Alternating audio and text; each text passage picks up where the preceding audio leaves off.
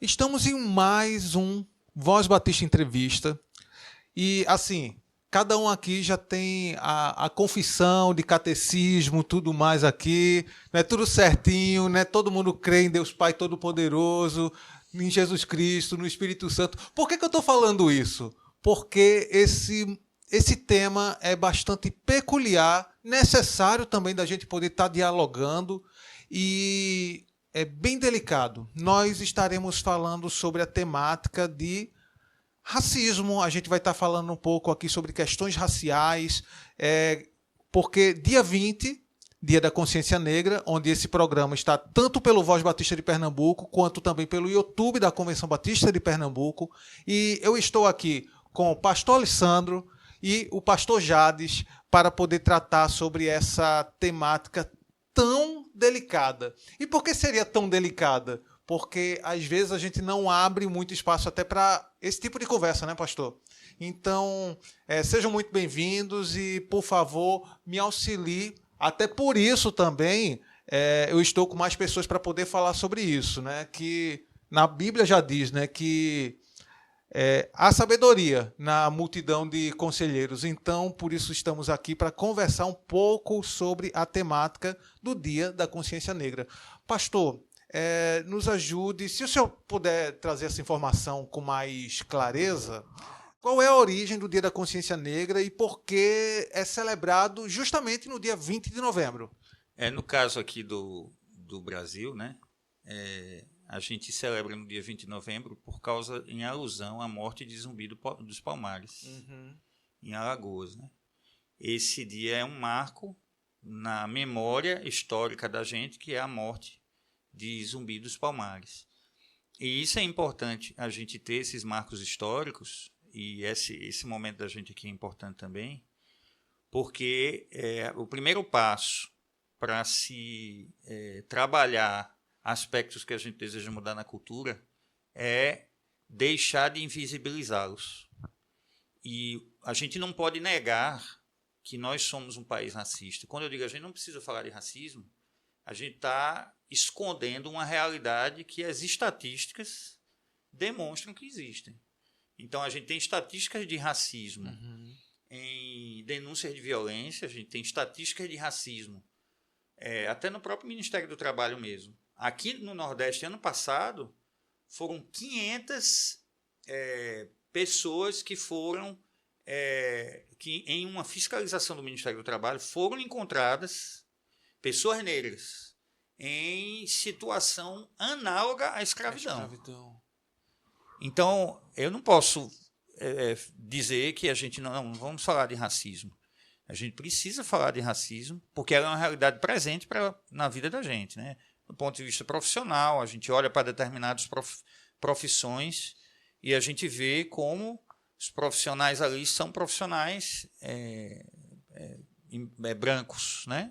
De um tom de pele mais claro. Então, a gente precisa falar disso, né? Como é que a gente é uma sociedade que oportuniza para todos acesso a determinadas questões. Então, isso é importante a gente discutir isso.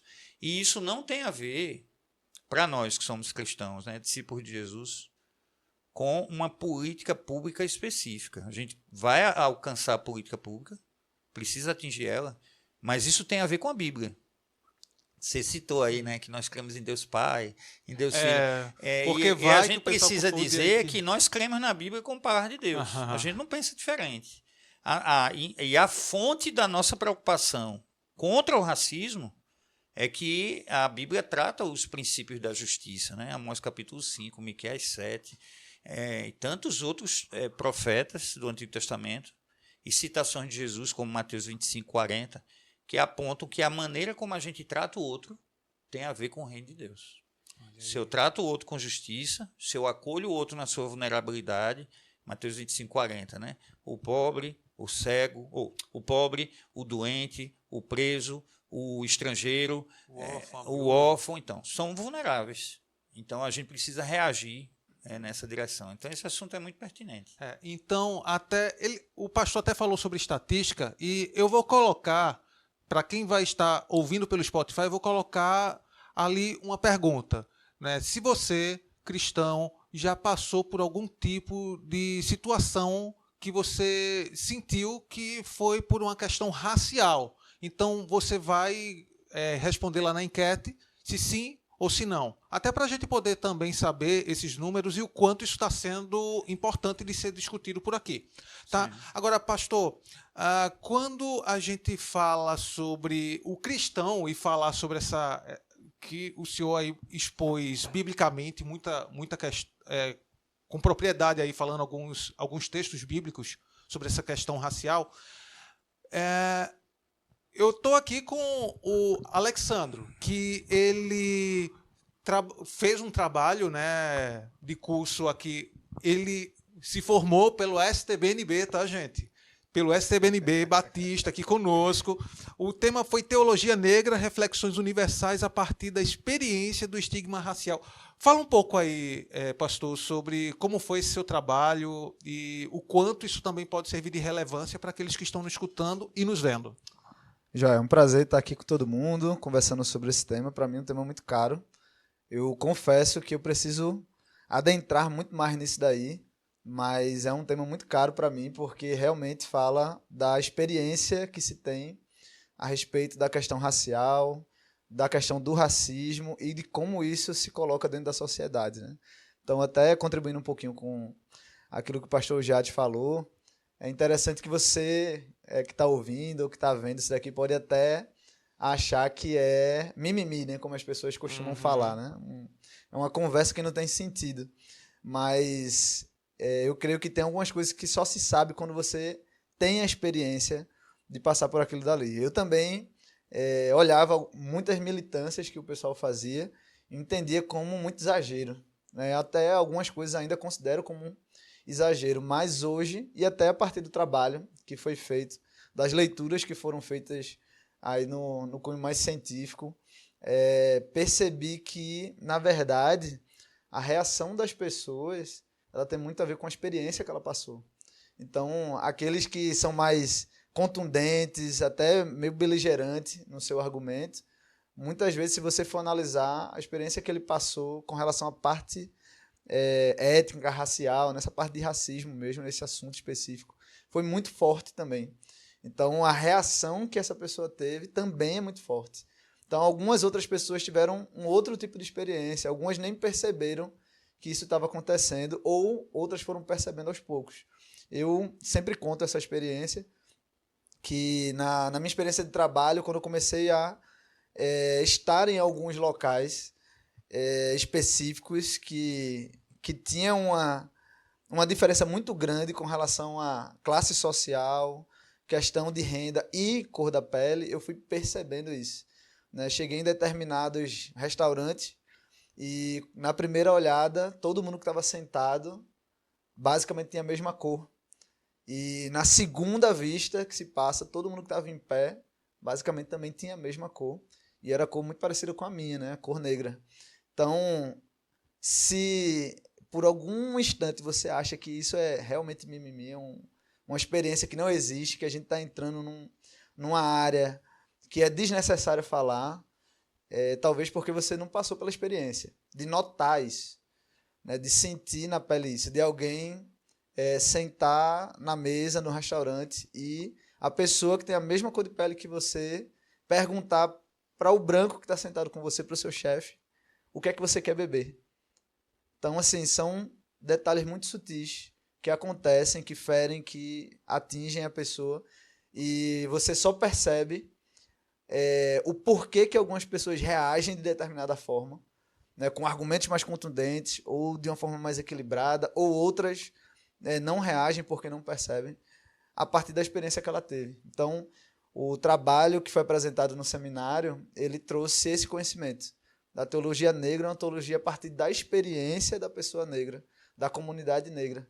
Então, é a partir dessa experiência que eles começam a refletir, bíblico e teologicamente, sobre a sua vida, sobre a sua relação com Deus, sobre a relação do texto com a situação que ele está vivendo, a situação social, e com toda aquela experiência que nos Estados Unidos, no Brasil, é uma experiência de escravidão. Embora sejam países diferentes, mas a realidade continua sendo a mesma. Isso. E, claro, quando a gente fala sobre essa temática, quando você coloca aqui teologia negra, né, aí você fica pensando assim, partiu, rompeu, como é que é isso? Fragmentou, por quê? Então, quando você fala isso, a gente já começa a entender que parte da realidade do indivíduo, né? Então, mas em termos práticos, como que isso poderia adentrar aos arraiais das nossas igrejas, né? Como é que a igreja poderia contribuir para a luta do racismo e da discriminação? Pastor Jades, Alexandre. Eu penso que... Eu vou falar a partir da minha própria experiência, né? Eu penso que é trazendo luz sobre essas questões. Muitas vezes a gente não reflete sobre alguns temas porque eles não são levantados nas nossas comunidades de fé. Então, se a gente traz isso à tona, se a gente traz esse conhecimento e a gente começa a demonstrar muito praticamente como é que isso se dá, por exemplo, no nosso país, diferente dos Estados Unidos, onde tem claramente uma divisão entre negros e brancos, no nosso país é um preconceito mais velado, né? Então você vai vendo nos detalhes da sociedade, mas claramente você vê que a população encarcerada, ela tem uma cor predominante. A população mais rica, ela tem uma outra cor predominante. A população que mora na favela tem uma cor predominante. E a população que mora nos bairros nobres tem uma outra cor predominante. Então, assim, é inegável dizer que há uma diferença tanto de classe social quanto de cor também. Então, eu penso que o primeiro ponto é trazer luz a isso. Então, é falar sobre. É começar a fazer com que as pessoas enxerguem as situações que estão acontecendo. Porque algumas vezes elas ou não querem enxergar, ou elas são invisibilizadas e elas não podem falar. Na palavra de Deus fala, né, que se você sabe o que deve fazer e não faz, você... Isso é pecado, né? Isso é pecado, isso é pecado. É só esse ponto, pastor, só para completar, né? Como é que a gente traz essa discussão como algo que emerge na Bíblia para a igreja? A igreja precisa se ver como um agente de mudança, não só para o mundo que é espiritual, mas para a realidade histórica. Quando a gente pensa em racismo, a gente não pode esquecer do testemunho histórico do pastor batista Martin Luther King. Pelo movimento de igualdade nos Estados Unidos, né? Que ele escreve, quando ele é preso, há pastores que eram brancos que questionaram o fato dele estar preso porque envergonhava o evangelho, segundo eles. Mas ele estava preso porque estava argumentando que Deus não poderia ter. Deus não faz acepção de pessoas, né? Esse foi o texto que foi tratado com Pedro. A gente encontra no Novo Testamento esse texto, né? Então, se Deus não faz acepção de pessoas, a igreja não pode admitir e precisa ser sal também nessa dimensão de mudança de uma sociedade que é racista.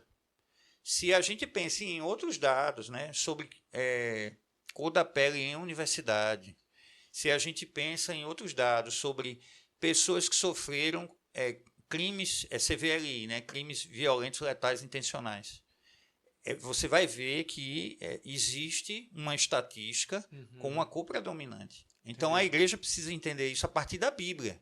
Não é uma coisa para fora da Bíblia. É uma coisa que emerge da Bíblia para provocar a igreja a ser sal num ambiente que é racista. O reino de Deus é de dentro para fora, né, pastor? Isso.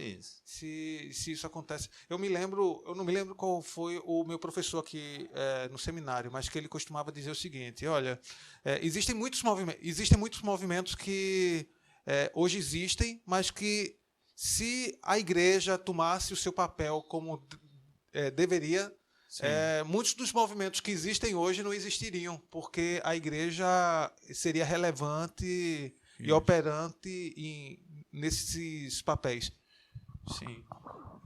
Foi ótimo o pastor Jades trazer essa fala sobre Martin Luther King.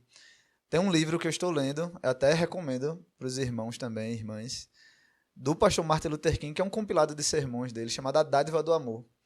E aí, assim, é um livro fenomenal, né? Eu tô digerindo ele aos poucos, porque tem muitas reflexões muito boas. O pastor Martin Luther King, ele leva muito a sério a pregação da palavra, a Bíblia, e também a experiência do povo negro, a sua situação, né, o chão que ele pisa. E aí ele tem um trecho em um dos seus capítulos que ele usa Romanos 12. E ele fala sobre esse transformar-vos pela renovação da vossa mente, né, não vos conformeis ao mundo. E ele diz assim, a gente precisa ter coragem para ser um não conformista transformado. Porque a maioria das pessoas, na verdade, elas se apegam a uma ideia, mesmo pensando diferente, elas não querem se colocar, porque não tem coragem, porque aquilo de alguma maneira pode ferir. Então parece que a ideia da maioria é a ideia que dita o ritmo das coisas. E ele diz assim, olha, o povo de Deus precisa ser não conformista transformado. Então tem ponto que a gente precisa divergir. E a gente precisa ter coragem para divergir. A gente precisa ter coragem de ser minoria. E falar sobre alguns temas, tocar em alguns pontos que são importantes. Então Martin Luther King ele é muito certeiro de dizer assim, a gente precisa levar isso aqui a sério. Aí existe uma linha muito tênue, né? Do tipo, a justiça humana que é muito complicado quando você apenas olha para a justiça, pela própria justiça. Muitas vezes a gente vê movimentos que acabam sendo mais justiceiros, né? Do tipo, vamos tentar compensar e tudo mais, e aí parte para a violência. E nós, como Igreja de Jesus Cristo, nós caminhamos pelos princípios de Jesus Cristo. É inegociável. E nisso daí a gente olha como nós devemos proceder. Como nós devemos proceder. Porque isso parece vingança, né, pastor? Justiça e vingança isso. São duas coisas diferentes, né?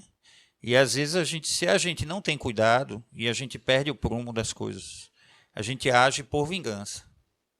Porque a realidade da justiça, ela é uma realidade bíblica no Antigo e no Novo Testamento. Né?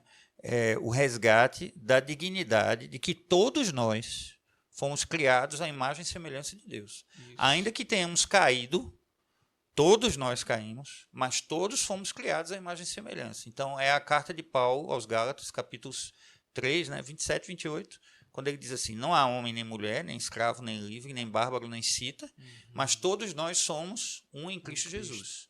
Então, se eu entendo que Deus é o Criador, como a Bíblia afirma, a partir disso, eu preciso tratar o outro como alguém que foi criado por Deus, independente da sua cor, do seu gênero, enfim. Tem uma questão que eu queria falar sobre isso, que pode parecer assim, um argumento contrário ao que o pastor Jades falou, né? Essa questão de justiça e vingança. Quando eu estava estudando para fazer esse trabalho, né, sobre a questão étnico-racial, né, e a teologia cristã, eu li também um outro livro que também recomendo para os irmãos sobre o tema, que é Uma Leitura Negra, do pastor Esau McCollin. Ele é um pastor anglicano, norte-americano, negro, e ele traz no livro dele também uma questão muito importante, que eu considero, até citei aqui nessa conversa. A gente precisa entender que algumas vezes a reação, reitero, né? A reação das pessoas a alguns assuntos. Então, por exemplo, a reação é mais relacionada à vingança do que à justiça. E ele diz assim, eu comecei a compreender que é a experiência do outro que motiva a reação dele. Então, como eu disse, para algumas pessoas a experiência do racismo, a experiência da questão da cor, da discriminação é tão forte que eles agem como um Malcolm X, que foi contemporâneo de Luther King. Então ele luta com armas, ele é ferrenho, ele é beligerante. O eles contra nós. Pois é, o eles contra nós. Mas veja, isso que eu estou dizendo, a gente precisa aprender a se colocar no lugar do outro para tentar entender por que ele está agindo desse jeito. Entende? Não é fazer juízo de valor, é certo ou errado. Essa é a reação dele ao que ele sentiu. Imagine uma criança negra com uma mãe negra, e aí alguém vem e fala mal, faz algum argumento contra a mãe daquela criança. O que é que você acha que ela vai sentir? Ela vai se sentir frustrada, ela vai se sentir triste e irada para fazer, para lidar com aquela situação. Então, a gente tem que tomar cuidado para não julgar assim, aquele dali é militante maluco, né? E desconsiderar a experiência dele. Exatamente. O pastor Esau McCollin diz, a gente precisa considerar. Então, eu estava conversando, inclusive hoje, com uma pessoa e dizendo, olha, eu não sou fogo nos racistas. Mas eu também não digo, não existe isso daqui. A gente precisa encontrar um momento de equilíbrio e agir biblicamente com relação a isso. E um outro livro para os irmãos, que é O Estigma da Cor, da Jacira Monteiro, se eu não me engano, esse é o nome completo dela, traz esse argumento bíblico-teológico muito forte, de que todos somos criados à imagem e semelhança do Criador. Se a gente age contra a multietnicidade do Criador, a gente está agindo contra a criatividade do Criador. Então é pecado.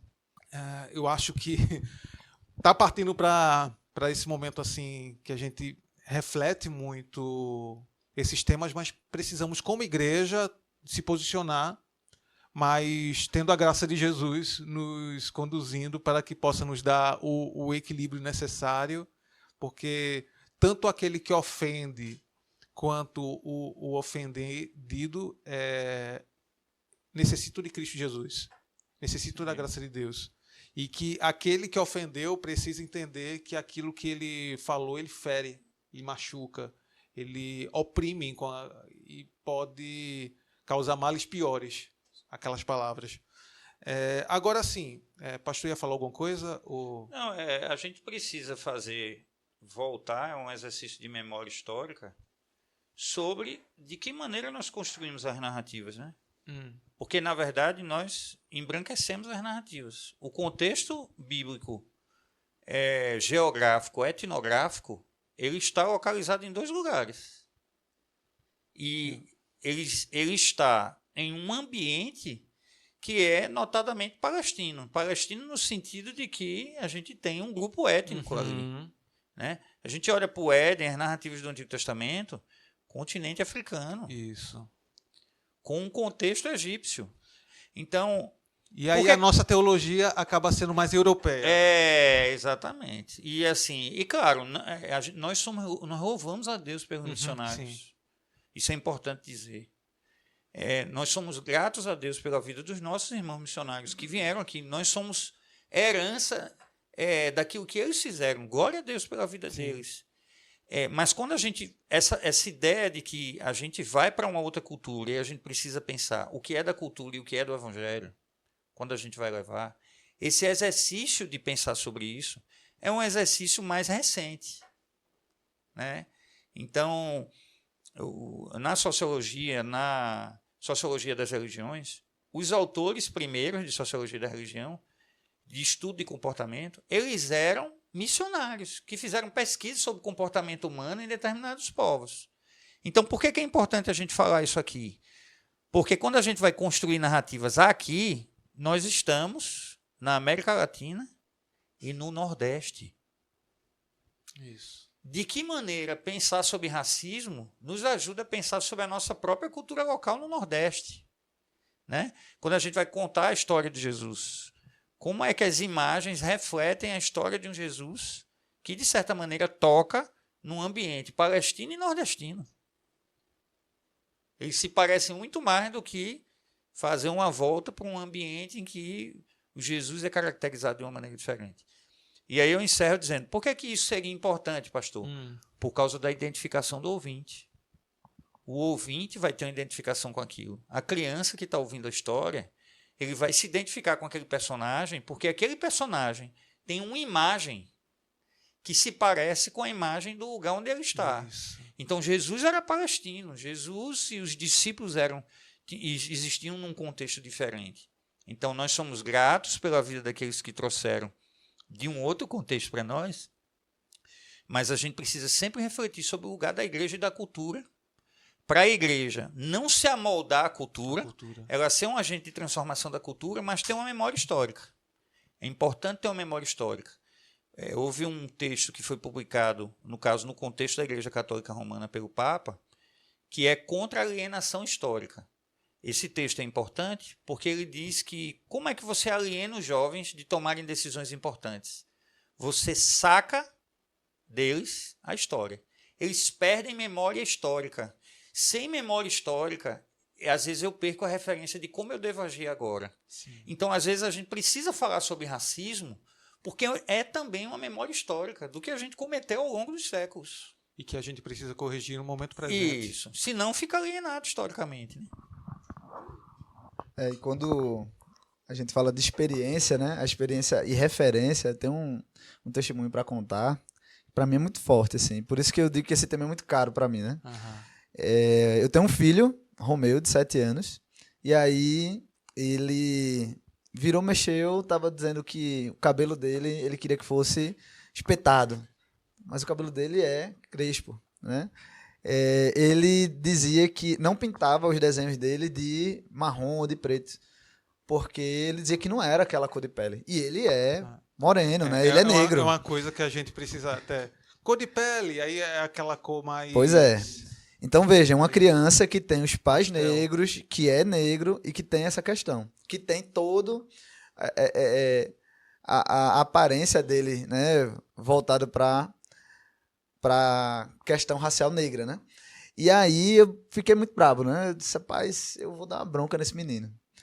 E aí eu usei um argumento pesado, assim, eu fui meio cruel. A bisavó dele é bem retinta, né? Uma negra bem retinta. E eu disse, então quer dizer que você não gosta da sua bisavó. Porque ela é de pele bem negra e o cabelo dela não é espetado. Não é liso. É igual o nosso. E aí ele ficou muito, assim, irritado, né? Ele disse, não, jamais, eu amo a minha avó. Eu amo a minha avó. Não... E aí, assim, dentro dessa conversa toda, no final das contas, o que eu percebi é que falta a ele referências de pessoas parecidas com ele.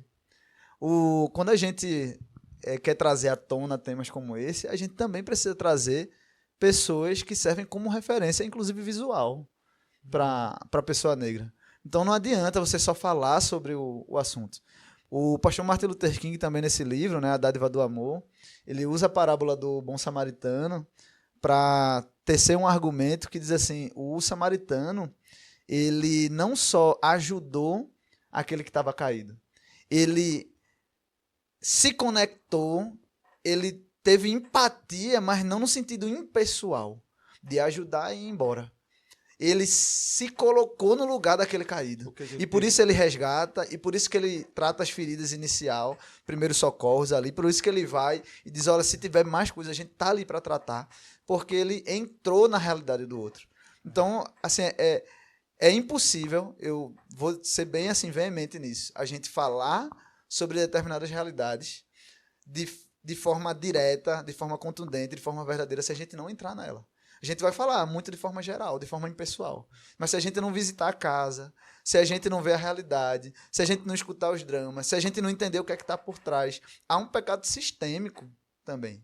A gente não está falando só de um ato isolado. A gente está falando de um pecado sistêmico que existe, que faz a gente ver a diferença de cor entre pessoas que estão em determinada classe e outras que estão em outra inferior. Então, eu acho que é importante a gente trazer esse aspecto da narrativa, da construção da narrativa, porque hoje a gente vive uma guerra de narrativas, né? Sim. Mas eu acho importante a gente trazer essa questão, porque realmente o cristianismo ele vive, parece que numa bolha meio que europeia.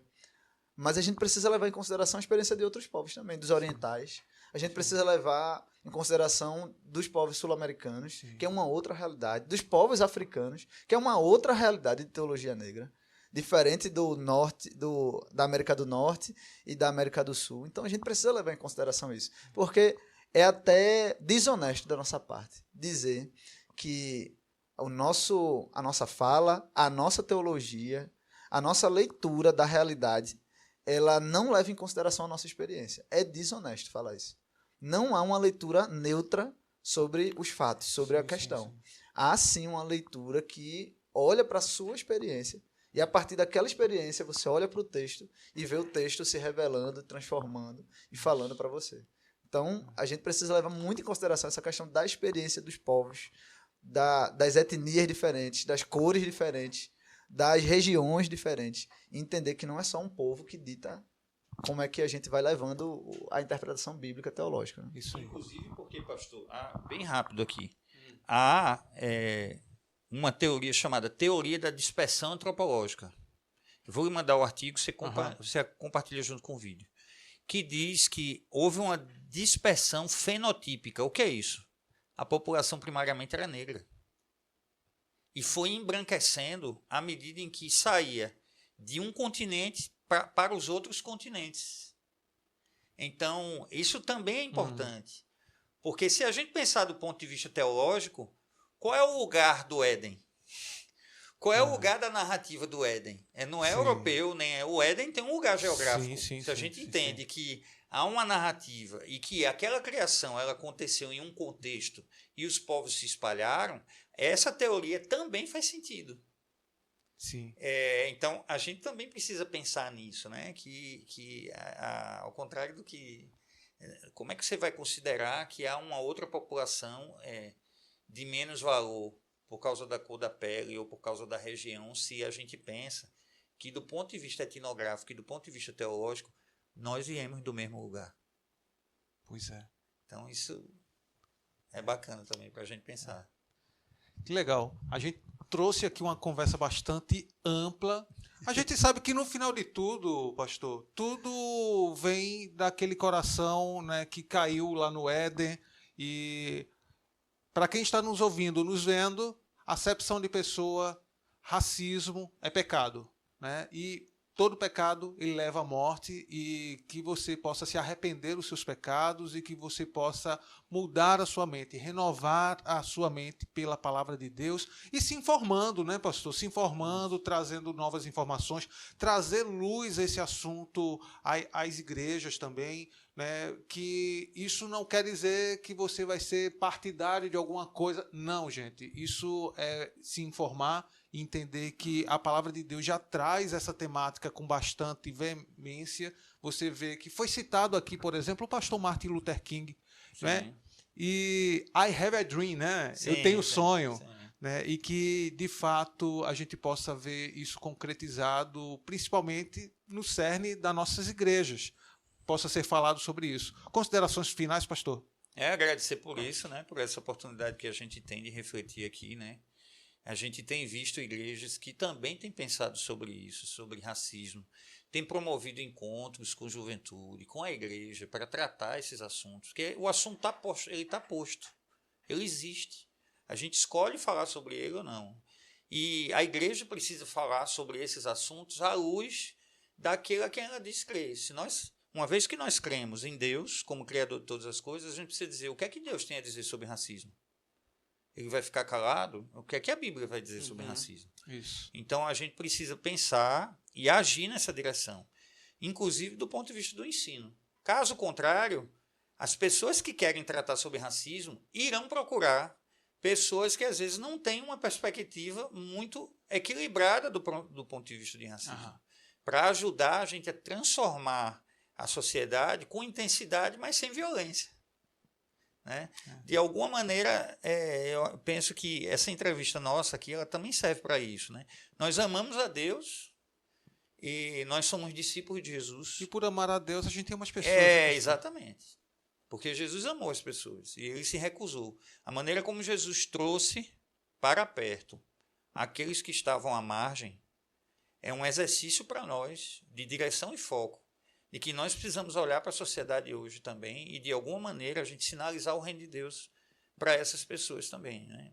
Se Deus quiser, sinalizando assim, né? Deus nos ajudando a sinalizar assim, essas pessoas possam ver essas obras e glorificar a Deus. E aí, quem sabe, vendo Jesus em nós, né? Se Deus quiser, eles possam entender que o que a gente tem hoje de sociedade não foi porque Deus quis, foi porque nós quisemos assim. Então, que isso ajude a gente a ir numa direção de apontar para o reino de Deus numa ação prática de mudança, de ação contra o racismo. Amém. Também agradeço a participação, o levantamento desse tema, que é tão importante, é tão real, está no dia a dia. Né? Tem muitas experiências ainda que dava para contar, mas eu fico com uma fala também do pastor Martin Luther King Jr., que ele disse que um dos grandes problemas da humanidade foi quando ela começou a separar as pessoas por sexo, cor. Então começou a fazer essas separações, né, por categorias. E, mais uma vez, eu digo, discordar dessa criatividade étnica, né, e de cor do Criador é um pecado muito grave, né? É ofender diretamente o próprio Criador, que criou todos a sua imagem e semelhança. Então, o meu conselho final, se for possível dizer isso para os irmãos, aprenda a ouvir a experiência do outro, a entender por que, que há tanta revolta, por que, que há tanta dor, por que se luta daquele jeito, por que não se luta. Então comece a observar isso daí, porque realmente é a partir dessa experiência que a gente vai começar a compreender essas nuances do racismo e de outros pecados que são tão cruéis que acontecem no meio da nossa sociedade. Então pensem sobre isso, e essa é a mensagem que eu deixo para os irmãos e irmãs. Amém. Lembrando que vai ter uma enquete no Spotify, né? Você responde: você já sofreu racismo no trabalho, na escola, na igreja? E só para a gente poder estar ciente e sempre esteja aberto a falar quando você sentir essa dor. E que a sua igreja possa ser um ambiente que lhe acolha, que lhe ame, que lhe aceite.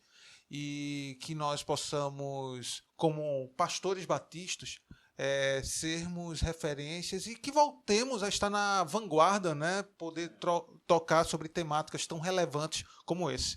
Que Deus abençoe vocês que estão nos escutando e muito obrigado, pastores.